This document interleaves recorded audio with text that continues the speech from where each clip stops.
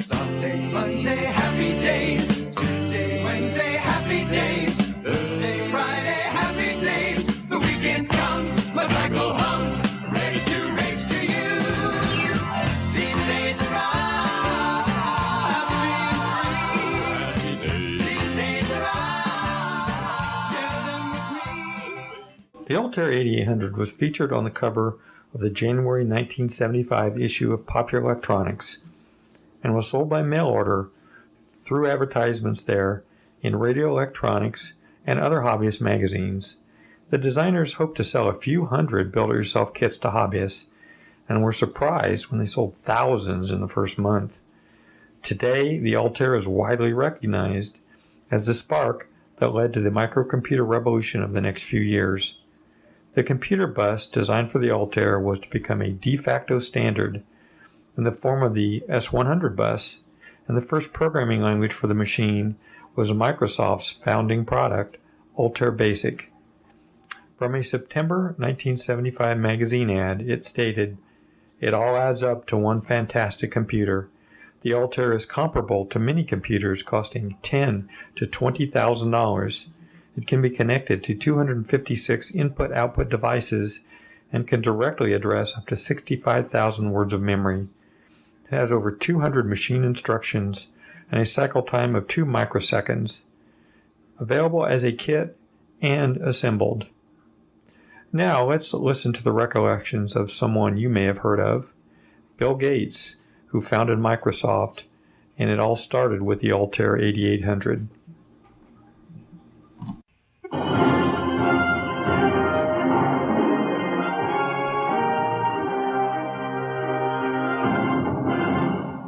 Welcome to the history of Microsoft. The year was 1975. Everyone was singing along with Glenn Campbell to Rhinestone Cowboy.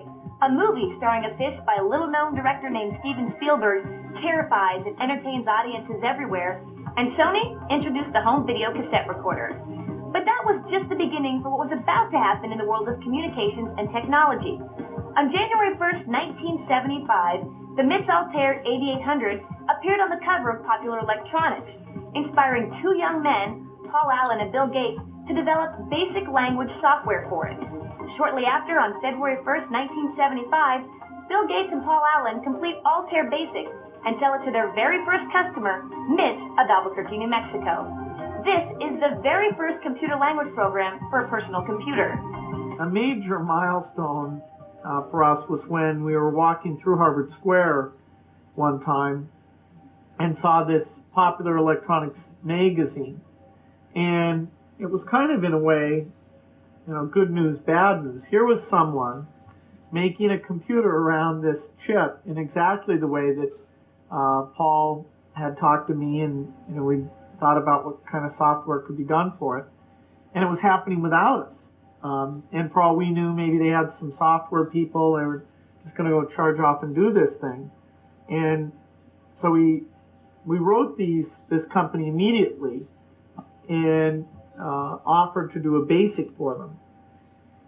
And they thought that was interesting. They called back and said, "Well, you're serious? We have a lot of strange people calling us," because this article received immense interest. I mean, the idea of a kit computer, even though there was really nothing you could do with it. I mean, there's no teletype hookup in the early days. There's no software for it. All you could do is use these switches, actually use them here, and key things into this front panel, and maybe do a little program that does things in the lights. Or actually, a guy named Steve Dompier discovered that because this bus is unterminated, if you're very clever about the program you run, you can get high frequency emission that can cause a radio to make interesting noises. Now, eventually we did get controllers for teletypes and cassette tapes and floppy disks, that kind of thing. But in the early days, it's pretty useless. People just bought it thinking that it would be neat to build a computer.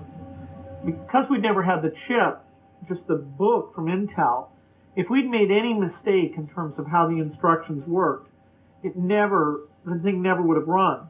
And so Paul was scheduled to fly out to Albuquerque. He decided to go get some sleep. I stayed up all night reading the book to see if we'd miscoded some of the instructions, and finally decided it was all okay. Punch out the paper tape and made sure Paul got that before he went off on his plane. He wrote the bootstrap loader, that is the thing you have to key in to make this computer smart enough to know to go get data off the teletype to read it into memory. He wrote that on the plane on the way out. It was actually 46 bytes, the first one. I eventually wrote one in 17 bytes, but anyway. And he took the BASIC to MITS. They had a machine they had run with 6K of memory, which for them was a big, big thing. And loaded it up in the paper tape. The first time, for some reason, it didn't work. The second time they loaded in, and it worked. And, of course, the simulator is very slow because you go through lots of instructions to a single instruction. So actually, the real machine, even though it's such a simple little microprocessor, was faster than our PDP-10 simulator, about 5 times faster. And so to Paul, when it finally came up and it said, okay, actually that first version said ready. Most BASICs, when they're ready, they say ready. Later, when I was squeezing bytes out, I thought, well, it's faster to print okay, and it's kind of a nice, friendly word, so I shortened it to okay a little later. Anyway, so it came up, said ready, and he typed in a program. Print 2 plus 2, it worked. He had it print out squares and sums and things like that. And he and Ed Roberts, the head of this company, sat there, and they were amazed by, that this thing worked. I mean, Paul was amazed that our part had worked, and Ed was amazed that his hardware worked, and that here it was doing something even useful. All right, let's talk a little bit about the history of the Altair now, starting with the very well-known 1975 Popular Electronics. In 1972 and 1973, some of the best construction projects appeared in radio electronics. In 1974, Art Salzberg became editor of Popular Electronics. It was Salzberg's goal to reclaim the lead in electronics projects.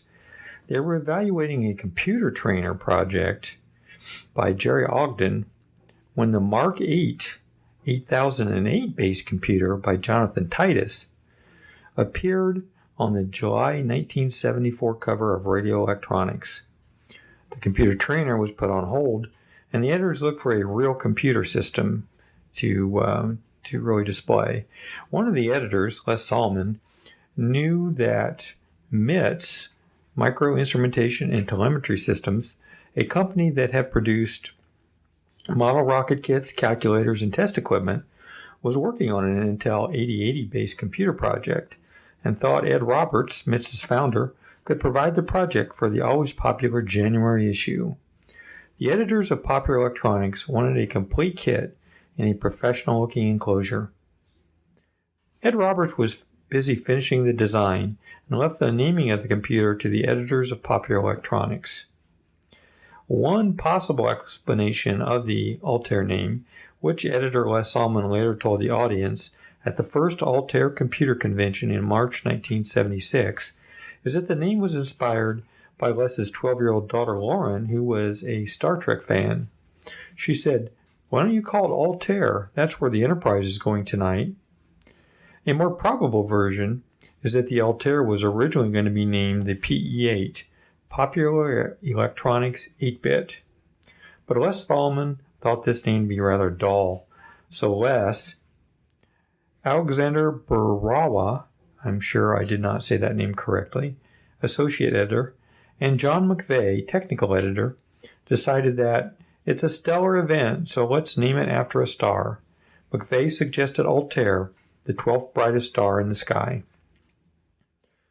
Ed Roberts and Bill Yates finished the first prototype in October 1974 and shipped it to Popular Electronics in New York via the Railway Express Agency. An interesting story is that it never arrived due to a strike by that shipping company, which also went bankrupt and completely lost the computer, which was never found. Solomon already had a number of pictures of the machine and the article based on them. Roberts got to work on building a replacement. The computer on the magazine cover actually is just an empty box with switches and LEDs on the front panel. The finished Altair computer had a completely different circuit board layout than the prototype shown in the magazine. The January 75 issues appeared on newsstands a week before Christmas of '74. and the kit was officially, if not practically, available for sale. General availability was in April 1975. Let's talk a little bit about the design of the computer. In the first design of the Altair, the parts needed to make a complete machine would not fit on a single motherboard. And the machine consisted of 4 boards stacked on top of each other with standoffs. Another problem facing Roberts was that the parts needed to make a truly useful computer were not even available yet, or wouldn't be designed in time for the January launch date. So, during the construction of the second model, he decided to build most of the machine on removable cards, reducing the motherboard to nothing more than an interconnect between the cards, a backplane. The basic machine consisted of 5 cards, including the CPU on one and memory on another. He then looked for a cheap source of connectors and came across a supply of 100-pin edge connectors, which he then used. The S100 bus was eventually acknowledged by the professional computer community and adopted as the IEEE 696 computer bus standard. How successful was the Altair? Well, the introduction of the Altair 8800 happened at just the right time. For a decade, colleges had required science and engineering majors to take a course in computer programming, typically using Fortran or BASIC. This meant there was a sizable customer base who knew about computers. In 1970, electronic calculators were not seen outside of a lab, but by 1974 they were a common household item. Calculators and video games like Pong introduced computer power to the general public. Electronics hobbyists were moving on to digital projects such as digital voltmeters and frequency counters. There were Intel 8008-based computer systems, such as the Mark 8 mentioned earlier, available in 1974, but they weren't powerful enough to run a high-level language like BASIC. The Altair had enough power to be actually useful and was designed as an expandable system that opened it up to all sorts of applications. The real keys to the success of this computer kit was the microprocessor, the Intel 8080, and the cost. Ed Roberts was able to purchase the microprocessors in quantity from Intel for $75, where they normally sold in single units for over $300, which made an under $400 kit possible. What did the customer get for his $397 when he finally received his kit? He got a box of parts, circuit boards, and some poorly written instructions. He received an excellent cabinet and a front panel with the name Altair 8800 stenciled across it. You had to be an experienced kit builder to put together an Altair and make it work.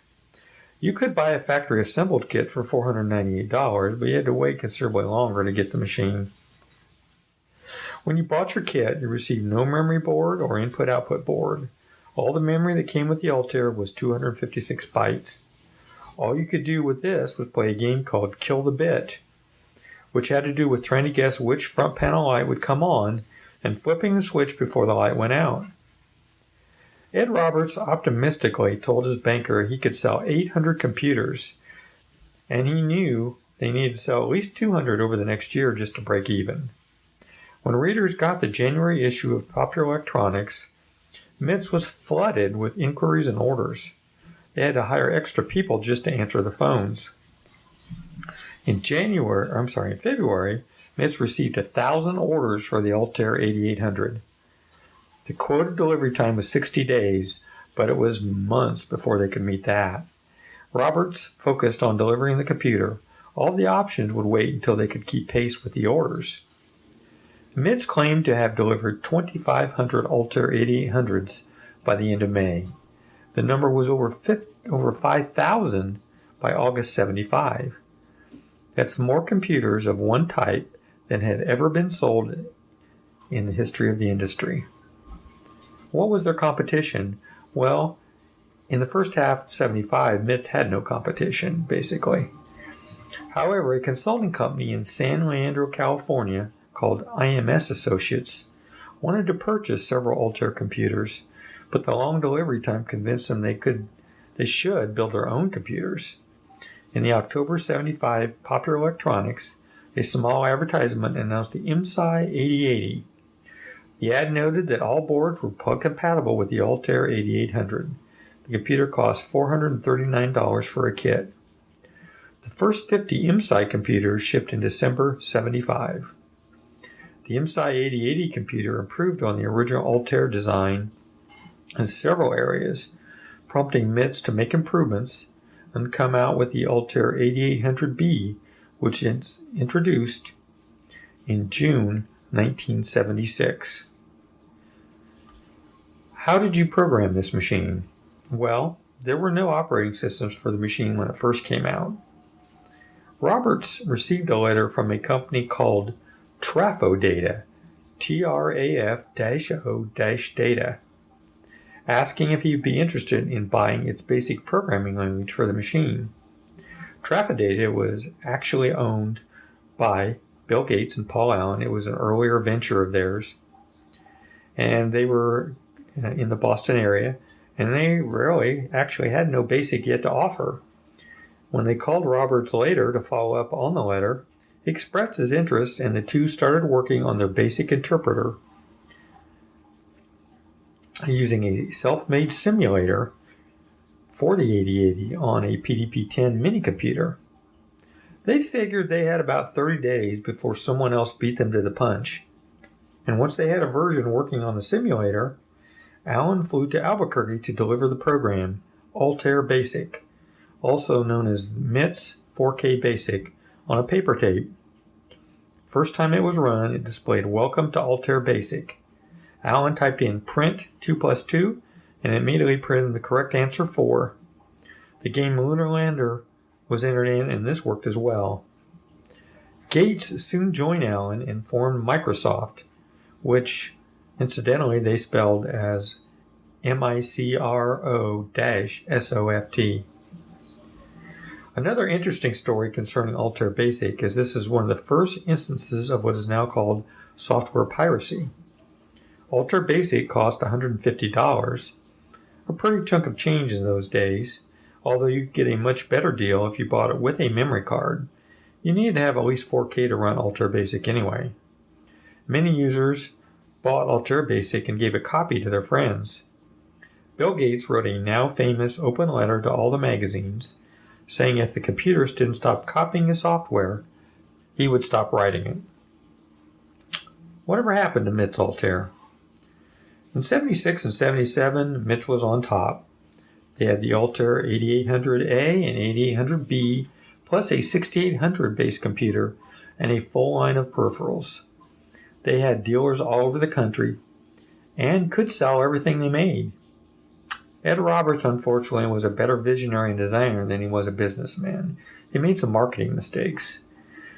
He gave the entire East Coast of the United States as exclusive territory to someone named Richard Brown. Brown intended to franchise computer stores all over the Eastern Territory under the name The Computer Store. However, they only sold a few franchises. Meanwhile, other computer stores opened that could have sold Altair computers if they could have gotten them.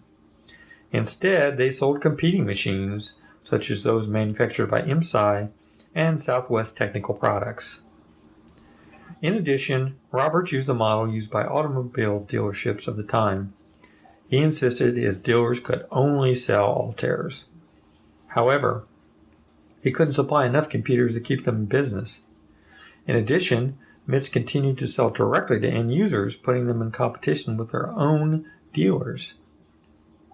The plight of the Altair dealers and cash flow problems caused Roberts to sell MITS to Pertec in May 1977. Pertec was a disk drive manufacturer and the principal creditor for MITS. Pertec felt that the name Altair was linked to hobbyists, and since they wanted to be thought of as a business computer company, they dropped the famous name Altair, which was actually the best property that they had. In June 1978, Altair production was discontinued. Whatever happened to Ed Roberts? Well, he retired from the computer industry, attended medical school, and became a physician and a farmer. Dr. Henry Edward Roberts died on April 2nd, 2010 in Atlanta, Georgia. that actually amazes me. Ed Roberts was a very interesting guy. If you think about the fact that he was in the computer industry, he really pioneered the personal computer industry. He then later attended medical school, became a physician, and he also became a farmer. I mean, what a talented guy. All right, now I'm going to talk a little bit about the technical specifications of the Altair 8800. The processor was an Intel 8080 or 8080A. Initial speed for the 8800 was 2 megahertz. RAM was 256 bytes to 64K. ROM was optional, and the most common one ordered for it was the Intel 1702 EPROMs, which had 256 bytes. The Altair 8800 didn't come with an operating system in ROM and required the user to start it up by using front panel switches turned on in a specific order. There were some OS options later, and those included MITS DOS, CP/M, and Altair Disk Basic. What kind of peripherals could you get for this machine? Well, several storage options were offered, including paper tape, cassette tape, and both 5 1/4 and 8-inch discs. Expansion was unique, with the original kit offering 4 slot motherboards with room for 4 in the case for a total of 16 total slots. Later models were made available with 18 slots. It used the S100 bus and offered an optional I/O, either serial or parallel. You could get used rebuilt ASR 33 teletypes to be used as a printer or as an input device. In addition, it could read and punch paper tape for data and programs. What was the cost of the machine? Well, as this was originally advertised as a kit machine, you could either buy this as a kit, or you could get it pre-assembled. Although in the early days, that made it much longer for you to get your machine. An unassembled kit for just the computer was $397. If you wanted it assembled, it was $498.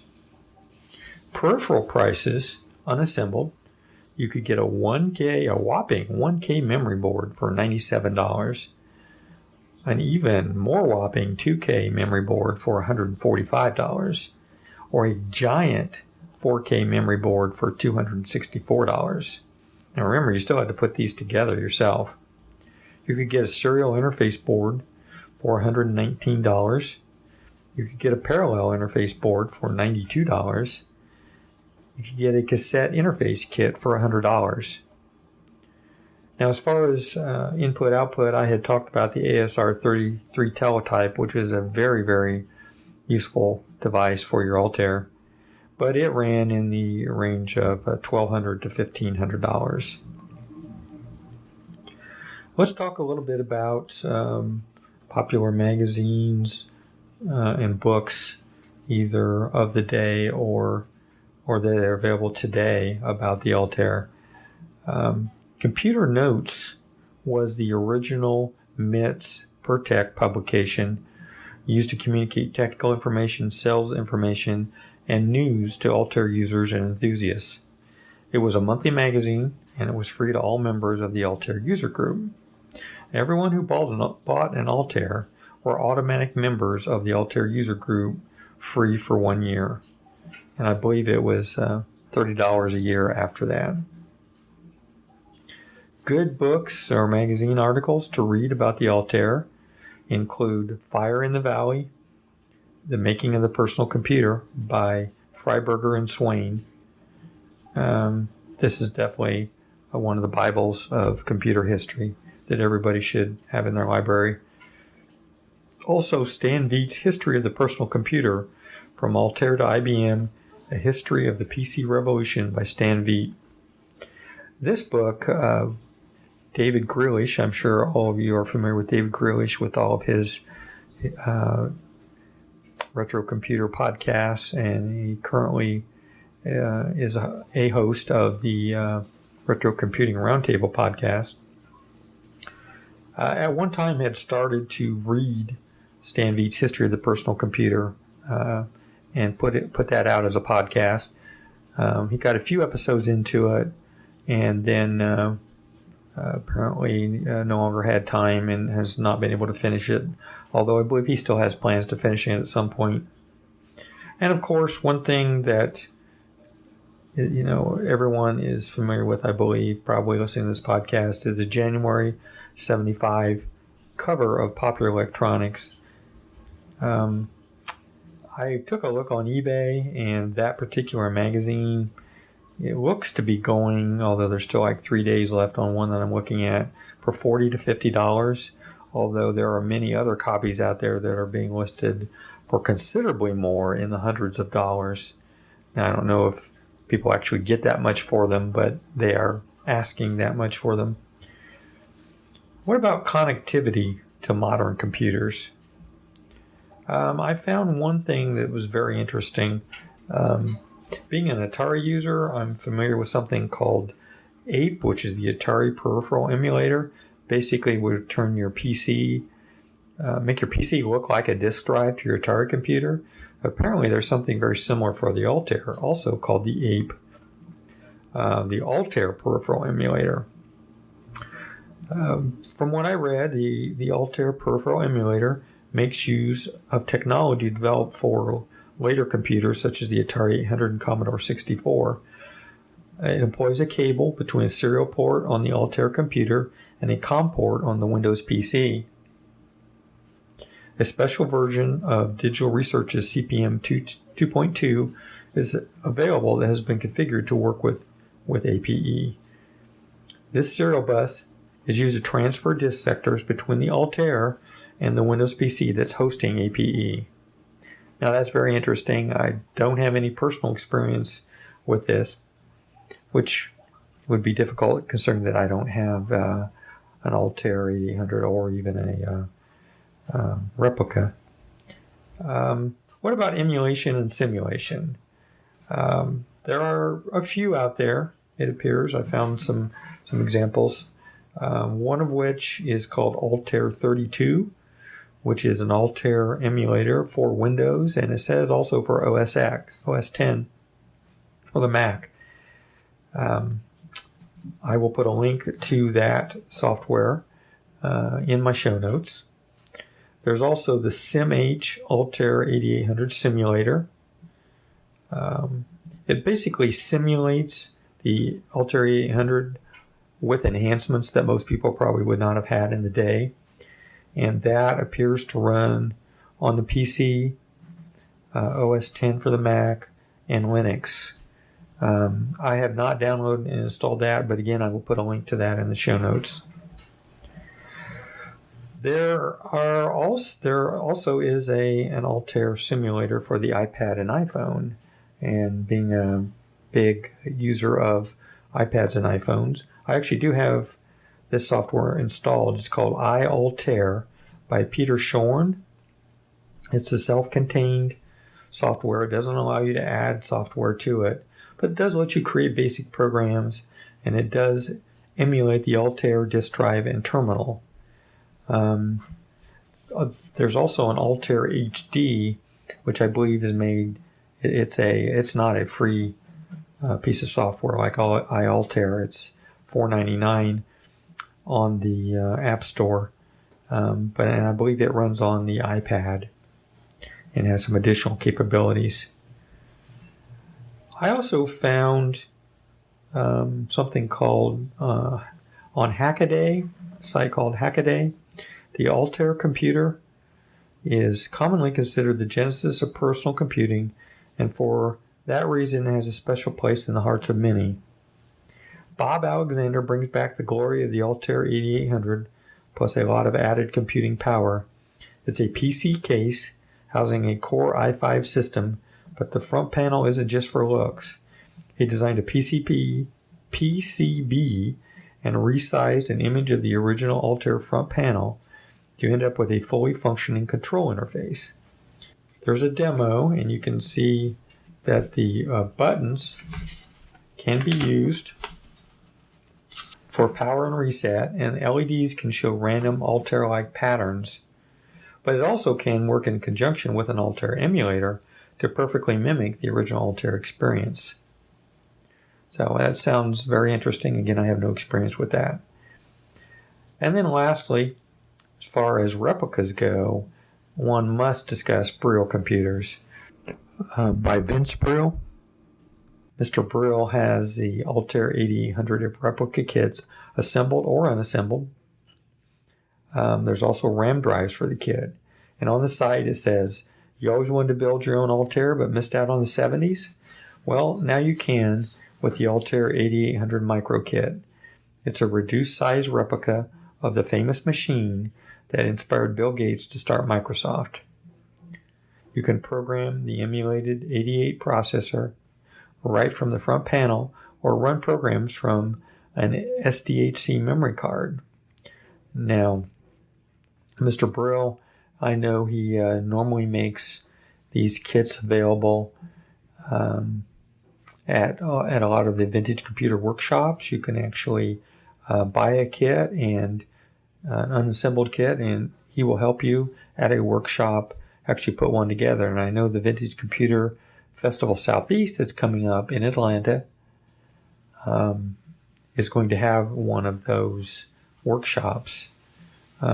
So if you've ever considered putting together an Altair 8800 and missed out on that in the 1970s, there you go. There's another way to do it. And in this case, you can actually get someone to help you do it, so you can make sure you end up with a functioning machine. As far as current user groups or specific shows, really the only thing I could find is that there is an Altair group on Yahoo for discussion of the Altair 8800. And I will put a link to that in the show notes. And as far as current websites, there is the Virtual Altair Museum, which has a lot of information, history, links to other sites. There's just a ton of information about the Altair there. And now I have a pretty extensive list of references here, most of which I've talked about. Wikipedia was one of the references that I used a lot to learn about the history of the Altair, and I have a link in the show notes. I mentioned Stan Veit's History of the Personal Computer, Fire in the Valley, another great book. David Grealish had an interview with Ed Roberts for his Historically Brewed magazine. I would very much encourage you to David did a reprint of all of his Historically Brewed magazines that's available on Amazon. I would highly recommend that you get that book. I have it. And in there is that interview with Ed Roberts, which is really good. There I found a PDF document of the 10th anniversary of the Altair 8800 with Forrest Mims III, who was someone that helped form MITS. And it actually was in the January 1985 Computers and Electronics magazine, which I believe was a successor to the Popular Electronics that the Altair was originally documented in. I found an article on CNET about cracking open the Altair 8800. It's an article about a gentleman who bought an Altair 8800, cracked it open, and did an entire article with lots of pictures on that. If you want some demonstrations on using the Altair, there are many of them on YouTube, one of which is by Don Russ, and I provide a link in the show notes for that. But just do a search for the Altair 8800 on YouTube, and you'll find quite a few examples of people who have taken an Altair 8800 and really demonstrate how to use those front panel switches, can show what the inside of the machine looks like, how you used it, what you used it for in the day. And it really was not a particularly useful machine, but it started the industry. Well, that's really it. Come to pretty close to the end of the show. I'm running around 35 minutes, which I intended to be about 30 to 45 minutes. I have to say I had a blast learning a lot more about the Altair 8800. Going into this, I really didn't know near as much as I thought I did. Never owned a machine or a replica, so it was really great to learn more about this machine and why it really started the personal computing phenomenon. Feel free to contact me. You can reach me via email at floppydays@gmail.com, and you can go to my website to download the podcast or get the show notes at floppydays@libsyn.com. That's floppy, FLOPPYDAYS at LIBSYN.com. My intent is to do another show in about a month. I haven't decided yet what that's going to be about.